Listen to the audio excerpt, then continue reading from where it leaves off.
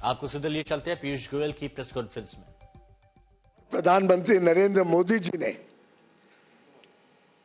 एक बहुत ही भविष्य को सामने रखकर दोनों देशों की संबंधों को, दोनों देशों की कूटनीति को देखते हुए, दोनों नेताओं की मित्रता को देखते हुए जो बायलैटरल ट्रेड एग्रीमेंट फरवरी 2025 में चर्चा शुरू की थी, इस उद्देश्य के साथ के भारत और यूनाइटेड स्टेट्स के बीच $500 बिलियन का द्विपक्षीय व्यापार हर वर्ष होना चाहिए। उस लक्ष्य को हासिल करने के लिए आज का दिन स्वर्णिम अक्षरों में लिखा जाएगा। पूरे देश में खुशी की लहर है। देश के हर क्षेत्र में बहुत ही उत्साह है भविष्य को लेकर, और मानो आने वाले दिनों में जिस प्रकार से नए अवसर, नए मौके खुलते हैं, जिस प्रकार से हमारे निर्यातकों के लिए बहुत बड़े पैमाने पे यूनाइटेड स्टेट्स ऑफ अमेरिका, जो दुनिया की सबसे बड़ी अर्थव्यवस्था है, लगभग $30 ट्रिलियन की अर्थव्यवस्था, अब हमारे निर्यातकों के लिए मोस्ट प्रिफर्ड ड्यूटी के साथ खुलती है। और जिस प्रकार से हमारे किसानों के हितों का संरक्षण किया गया है, पूर्णतः संरक्षण किया गया है किसानों का, डेयरी का, उसको मद्देनजर रखते मैं मानता हूं ये जो यूनाइटेड स्टेट्स और भारत के बीच जॉइंट स्टेटमेंट कल देर रात फाइनलाइज हुआ, विश्व के समक्ष रखा गया, इसका देश के कोने कोने में स्वागत हुआ है। यहां तक कि आज सुबह मैं एक वीडियो देख रहा था, एक साधारण हस्तकला के क्षेत्र के हमारे कारीगर का संबल से, उत्तर प्रदेश के संबल से, और वो कह रहे थे अब 18% टैरिफ हो गया, अब तो मौज है, हमारे को बहुत लाभ है, अब नए ऑर्डर्स आएंगे और तरक्की होगी। ये उनके शब्द आज सुबह मैंने एक्स हैंडल पर किसी पत्रकार को उनको कहते हुए सुना। मित्रों, ये जो जॉइंट स्टेटमेंट है, ये एक प्रकार से नई आशा, उमंग और नए संकल्प के लिए हर भारतवासी को अवसर देता है, मौके देता है। यूनाइटेड स्टेट्स ऑफ अमेरिका ने भारत के साथ अपने संबंधों को और मजबूत बनाने के दृष्टिकोण से जो बायलैटरल ट्रेड एग्रीमेंट का पहला अंश अब तय किया है, उसके तहत 50% की जो रेसिप्रोकल टैरिफ भारत के निर्यात के ऊपर अमेरिका में लगती थी, वो अब 50% से घटकर मात्र 18% लगेगी। और 18% हमारे जितने अड़ोस पड़ोस के देश हैं, जितने देश हैं जिनके साथ हमारी स्पर्धा रहती है, उन सभी देशों से कम है, और आगे आने वाले दिनों में हमें और हमारे निर्यातकों को बहुत लाभ देंगे। अगर हम देखें तो चाइना के ऊपर अमेरिका ने लगभग 35% ड्यूटी रखी है, वियतनाम पर 20%, बांग्लादेश पर 20%, इंडोनेशिया पर 19%, हम सभी स्पर्धा में खड़े देशों से कम हैं। साथ ही साथ कई ऐसे वस्तु हैं जिसके ऊपर अब शून्य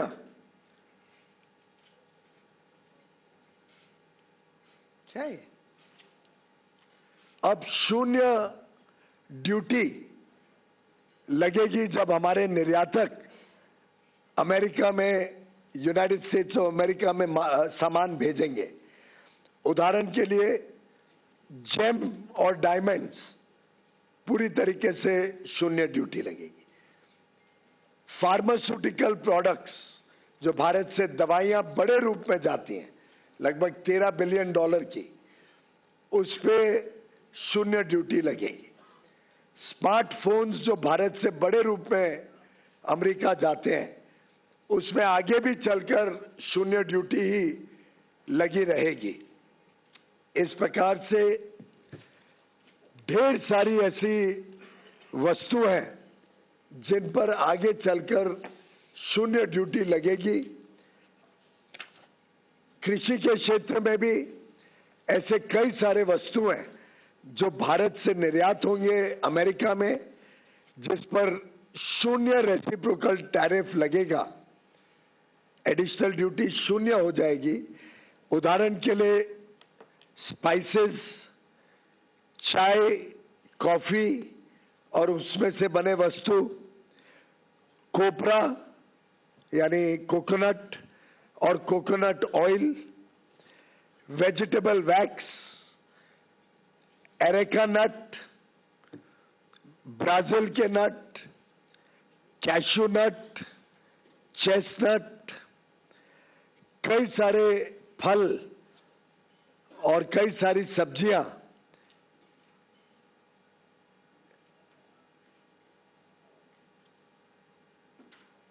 जैसे कि एवोकाडोस, बनाना, केला, गुआवा, मैंगो, आम, kiwi, papaya, pineapple, shiitake, mushroom Kashmir का, बाकी अन्य विभाग से।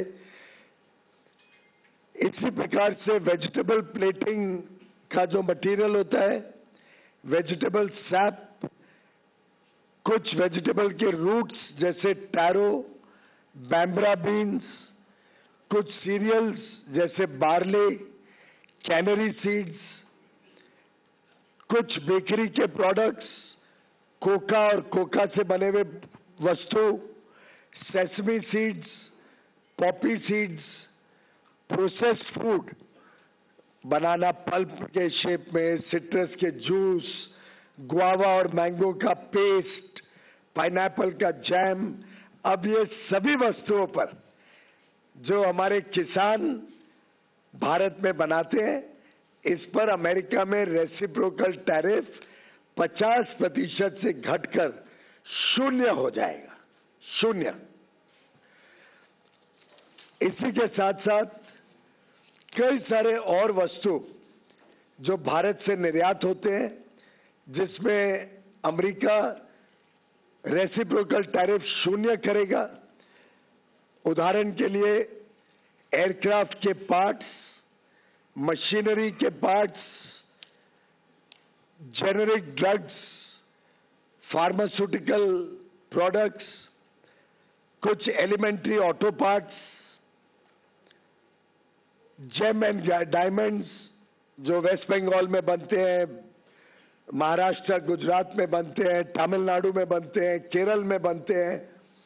GeM and diamonds, coins, platinum, clocks and watches, essential oils, कुछ होम डेकोर के वस्तु जैसे शैंडलियर्स, इल्यूमिनेटिंग साइंस, लैंप्स के कुछ पार्ट्स, सीट्स, कुछ इनऑर्गेनिक केमिकल्स, आयरन और hydro oxides, aluminium oxides, inorganic compounds, precious metals के, जिंक ऑक्साइड्स, कुछ इंस्ट्रूमेंट्स और अपैरेटस, कुछ अलग अलग प्रकार के मिनरल्स और नेचुरल रिसोर्सेज, कुछ पेपर, प्लास्टिक और वुड की वस्तुएं, नेचुरल रबर। देखिए कितनी सारी वस्तुओं पे भारत को 0 रेसिप्रोकल टैरिफ मिलने जा रहे हैं। इसी के साथ साथ हम सबके लिए बहुत ही खुशी की बात है, और इसका तो मैं समझता हूं पूरे देश में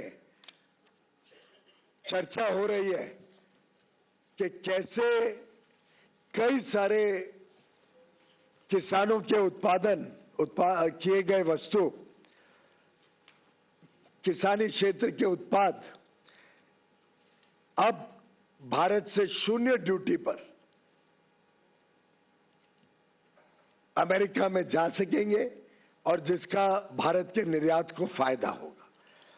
इसी के साथ साथ एक देश में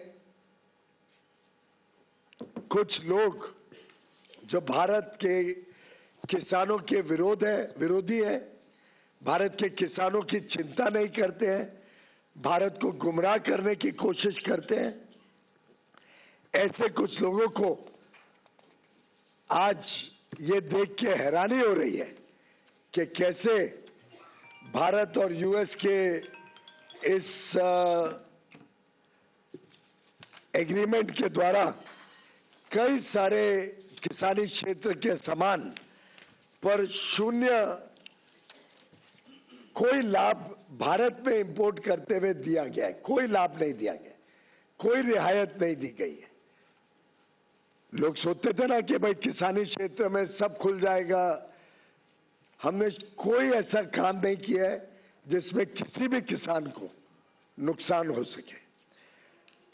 जो वस्तु भारत में सेंसिटिव है, हमारे किसान पर्याप्त मात्रा में बनाते हैं, जिसमें हम आत्मनिर्भर हैं, उन सब वस्तुओं को इस एग्रीमेंट के दायरे से बाहर रखा गया है।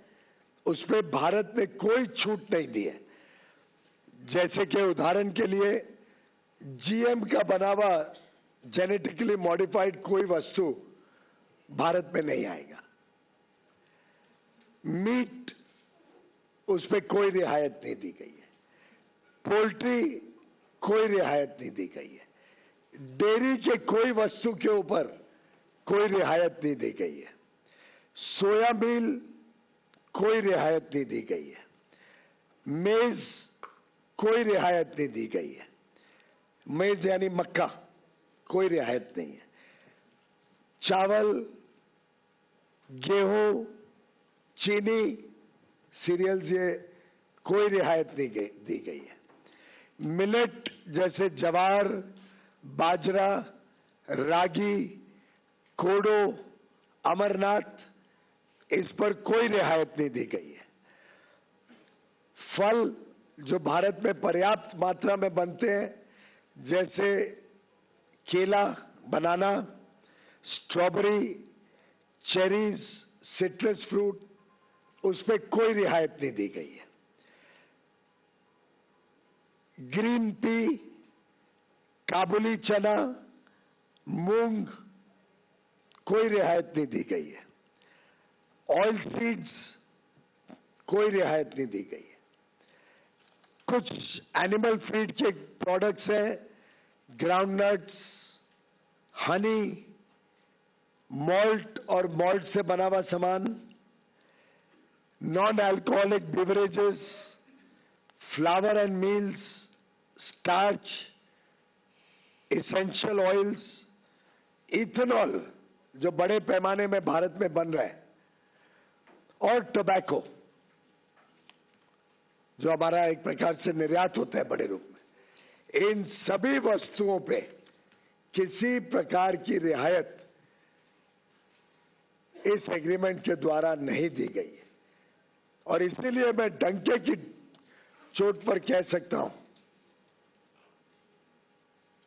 कि किसी प्रकार से ये करार भारत और यूनाइटेड स्टेट्स ऑफ अमेरिका के बीच भारत के किसानों के हितों को, भारत के एमएसएमईज को, भारत के हैंडीक्राफ्ट और हैंडलूम को किसी प्रकार का कोई नुकसान नहीं पहुंचाता है, बल्कि हमारे हुनर वाले युवा युवती, हमारे कर्मठ कर्मचारी, हमारे कारीगर, हमारे विश्वकर्मा,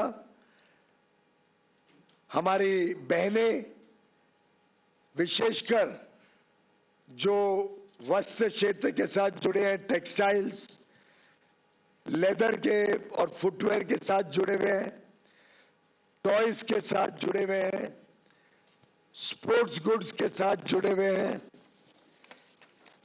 ढेर सारे ऐसे क्षेत्र हैं जहां भारत को अब अमेरिकन मार्केट में लाभ मिलेगा।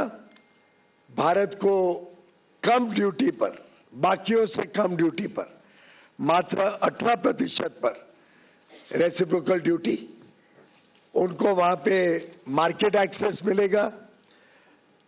होम डेकोर हो, वुड और फर्नीचर हो, पिलोज, कुशन जो अपहोल्स्ट्री के साथ सामान बनता है, quilts, comforters, non electrical lamps, इसी प्रकार से जो मशीनरी और पार्ट्स, अलग अलग प्रकार के मशीनरी के पार्ट्स होते हैं, खिलौनों का मैंने जिक्र किया, टॉयज, ज्वेलरी जो बनती है, jewellery, leather and footwear, textile और अपैरल का बहुत बड़ा हमारा निर्यात में फायदा होगा। खासतौर पे सिल्क, जिसको silk is at zero duty, silk के प्रोडक्ट्स जीरो ड्यूटी पे ले आए हैं। तो एक प्रकार से अलग अलग क्षेत्रों को निर्यात के लिए लाभ देना और हमारे किसानी क्षेत्र को आयात से संभालना, सुरक्षित रखना, ये दोनों का twin objective United states of America और भारत के इस द्विपक्षीय करार में किया गया है।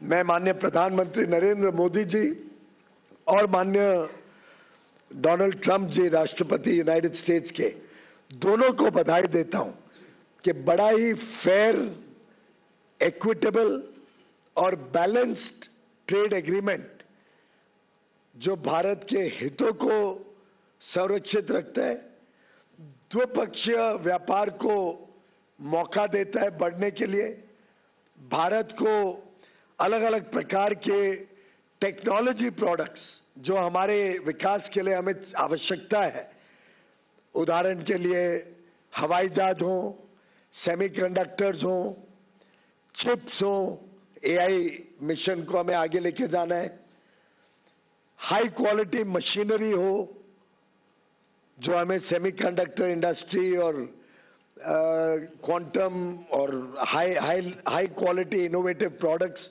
जो भारत में लगते हैं, इन सबको अब भारत में मौका मिलेगा। भारत के उपभोक्ताओं को लाभ देने का मौका मिलेगा या नए रोजगार के अवसर खड़े करने का मौका मिलेगा, भारत की अर्थव्यवस्था को तेजी से आगे लेके जाने का। मैं समझता हूं ये समझौता हम समर्पित करते हैं भारत के निर्यातकों को, ये समझौता हम समर्पित करते हैं भारत के किसानों को, ये समझौता समर्पित है भारत के सूक्ष्म, लघु और मध्यम उद्योग एमएसएमईज को, ये समझौता समर्पित है भारत के कामगारों को, युवाओं को, बहनों को, मछुआरों को और लाखों करोड़ों लोगों को इस बहुत ही बेहतरीन करार से बड़े पैमाने पे रोजगार के अवसर, उद्योग के अवसर, उद्यमी बनने के अवसर, स्टार्टअप शुरू करने के अवसर, व्यापार करने के अवसर अलग अलग क्षेत्रों में मिलेंगे। मेरा पूरा विश्वास है कि 140 करोड़ देशवासी पुनः एक बार दिवाली मनाएंगे, खुशहाली मनाएंगे और इस साल तो 12 महीने में हमने इनकम टैक्स का देखा 12 लाख रुपए तक की छूट। हमने इसी साल में जीएसटी में ऐतिहासिक लगभग हर एक रोजमर्रा की वस्तुओं पे बड़ी छूट देखी। हमने इसी साल में ढेर सारे विकसित देशों के साथ फ्री ट्रेड एग्रीमेंट करके हमारे निर्यातकों के लिए बड़ा बाजार खोला है। चाहे वो 1 अक्टूबर से लागू हो गया एफ्टा का 4 यूरोपियन देशों का करार हो, ये 27 देशों का ईयू का करार जो 27 जनवरी को ही तय हुआ है, चाहे यूके का एग्रीमेंट जो जुलाई पिछले वर्ष माननीय प्रधानमंत्री जी ने मंजूरी दी, हस्ताक्षर हुआ जिस पर, चाहे न्यूजीलैंड का फ्री ट्रेड एग्रीमेंट 2 महीने पहले हुआ हो, चाहे ओमान का फ्री ट्रेड एग्रीमेंट 1.5 महीने पहले हुआ हो। आप देखिए कितने सारे ढेर सारे अवसर और उन सब के ऊपर ये बड़ा सौगात भारत और यूनाइटेड स्टेट्स ऑफ अमेरिका के बीच ये एग्रीमेंट वास्तव में भारत को नई ऊंचाइयों पर लेके जाएगा और नए युग विकसित भारत की तरफ हमारे अमृत काल के तेज गति से प्रगति को और 4 चांद लगाएगा। बहुत बहुत धन्यवाद।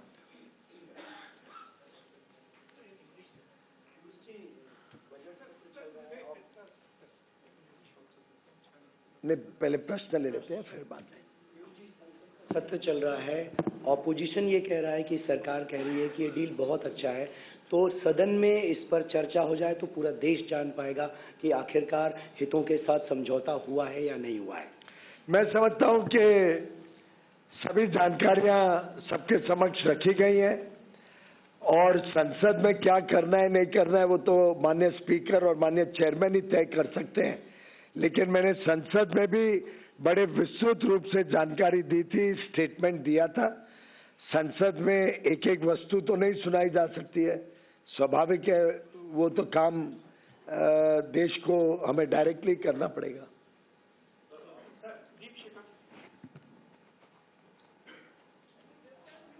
Mike. So could you also share the list of items on which India would be reducing duty to 0 for American products?